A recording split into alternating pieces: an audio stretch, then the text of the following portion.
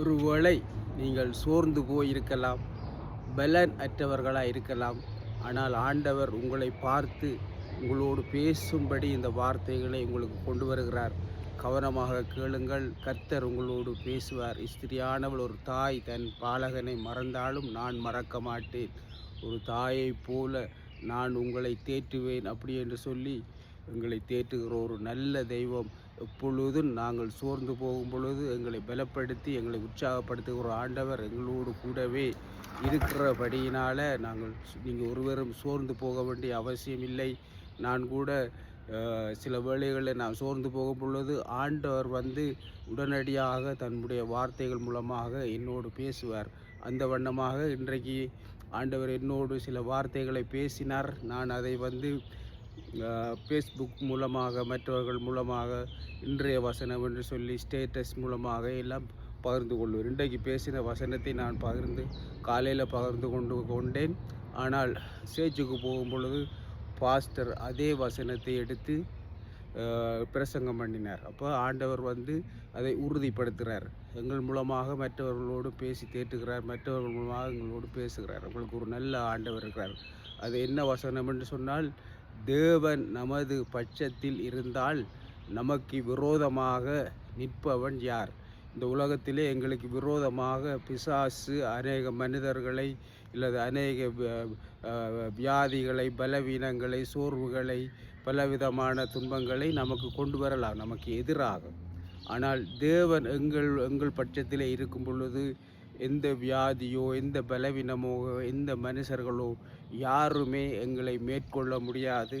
காரணம் என்னென்று சொன்னால், உலகத்தில் இருக்கிறவனிலும் எங்களுக்குள்ளே இருக்கிறவர் பெரியவர். அவர் எங்கள் பட்சமாக இருக்கும் பொழுது இந்த உலகத்தில் எந்த ஒரு தீமையான சக்தியும் எங்களை மேற்கொள்ள முடியாது.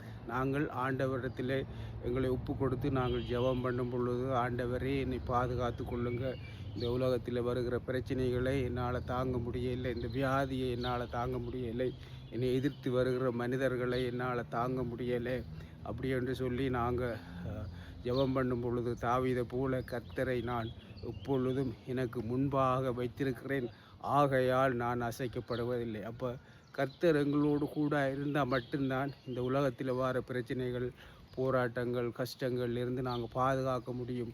அசைக்கப்படாமல் நாங்கள் எப்பொழுதும் சந்தோஷமாக மகிழ்ச்சியாக இருக்க முடியும். வியாதிகள், பலவீனங்கள் இருந்து ஆண்டவர் எங்களுக்கு விடுதலை தருவார். பண தேவைகள், பொருளாதார தேவைகளை எங்களுக்கு சந்திப்பார். உலகத்தில் இருக்கிற தீமைகளுக்கு எல்லாம் விலக்கி எங்களை பாதுகாப்பார். அப்போ இப்படிப்பட்ட ஒரு வல்லமை உள்ள எங்களை எல்லாம் படைத்து இந்த அண்ட சராசரங்களை பாருங்கள். எனக்கு பின்பாக இருக்கிற மலையை, இங்கே எவ்வளோ அழகான உலகத்தை படைத்த ஆண்டவர் எங்களோடு கூட இருக்கும் பொழுது, அவருடைய பிள்ளைகளாக நாங்கள் இருக்கும் பொழுது, அவரோடு கூட எல்லாவற்றையும் கொடுத்து எங்களுக்காக சிலுவையில் மரித்தவர், முன்னாள் நாள் உயிரோடு எழும்பவர், இவ்வளவாக எங்கள் மேலே அன்பு கூர்ந்து எங்களை நடத்துகிற ஜீவன் உள்ள தெய்வம் எங்களோடு கூட இருக்கிறபடினால நாங்கள் ஒரு காலம் சோர்ந்து போக வேண்டிய அவசியம் இல்லை. ஒரு காலம் நாங்கள் பலனற்றவர்களாக இருக்க வேண்டிய அவசியம் இல்லை. நாங்கள் செய்ய வேண்டியதெல்லாம் ஆண்டவரை நோக்கி பார்க்க வேண்டியதான். அவரை நோக்கி பார்த்தவர்கள் பிரகாசமடைந்தார்கள், அவர்களுடைய முகங்கள் வெட்கப்படவில்லை. அப்போ நாங்கள் வெட்கப்படாமல் இருக்கணும் என்று சொன்னால், நாங்கள் எப்பொழுதும் அவரையே நோக்கி பார்த்து அவருடைய கரங்களை பிடித்து நடக்கிறவர்களாக இருக்கணும். இந்த வேளையில் நான் உங்களுக்காக ஜெபம் பண்ணுகிறேன். பிதாவே, இந்த வேளையிலும் என்னை பார்த்து கொண்டிருக்கிற உம்முடைய பிள்ளைகளை, உம்முடைய வார்த்தைகளை கேட்டுக்கொண்டிருக்கிற ஒரு பிள்ளைகளை என்னென்ன தேவைகளோடு இருக்கலாம், ஒருவேளை வியாதியோடு, பலவீனங்களோடு, சோர்வுகளோடு ஆண்டவரே அப்பா பலவிதமான பிரச்சனைகளோடு இருக்கலாம் ஆண்டவரே. ஆனால் ஆண்டவரை மனுஷரால் கூடாதவைகள் உம்மால் கூடும் என்று சொல்லியிருக்கிறீங்களா ஆண்டவர். இந்த பிள்ளைகள் எல்லாருடைய ஆவி ஆத்ம சரங்களையும் இந்த கரங்கள் ஒப்பு கொடுக்குறோம். ஒவ்வொரு பிள்ளைகளோடும் பேசுங்கப்பா.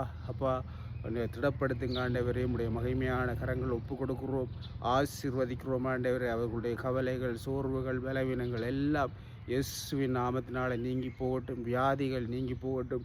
பரிசுத்த ஆவியானுடைய வல்லமை ஆண்டவரே அந்த செய்தியை கேட்குற ஒவ்வொருவர் மேலும் இறங்கி வரும்படியாகவும் அவருடைய பிரச்சனைகளை எல்லாம் இயேசுவின் நாமத்தினால அகன்று போகட்டும்.